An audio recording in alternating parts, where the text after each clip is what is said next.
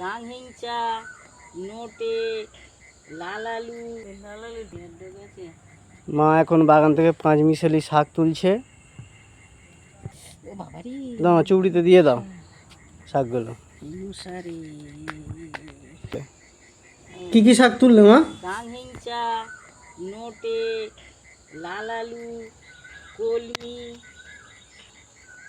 মা এখন সব শাক তুলছে, এগুলো নোটে যেগুলো লাগিয়েছিলাম সেইগুলো। আজকেই প্রথম হারভেস্ট হলো শাক। এই শাকগুলোর স্বাদ সত্যি অসাধারণ, কারণ এতে বিষ নেই, কোনো রকম বিষ নেই, পুরোটাই গোবর সারে হয়। আর এগুলো তো আমাদের গ্রামীণ শাক এমনিই হয়। লাল আলু এমনি বসিয়ে দিয়েছিলাম, এমনিই হয়েছে সব। দেখতে দেখতে এক চুবড়ি শাক হয়েই গেল। তবে এগুলো শাকগুলো এতই নরম হয়, কড়াই দিলে আর কিছু থাকবে না।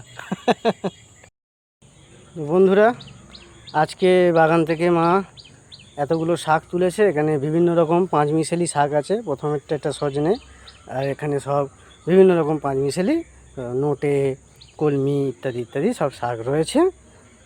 তো এইটুকুই। ভিডিওটি ভালো লাগলে লাইক করে দিও, চ্যানেলটি সাবস্ক্রাইব করে পাশে থেকো। ফেসবুক থেকে হলে অবশ্যই ফলো করো। টাটা।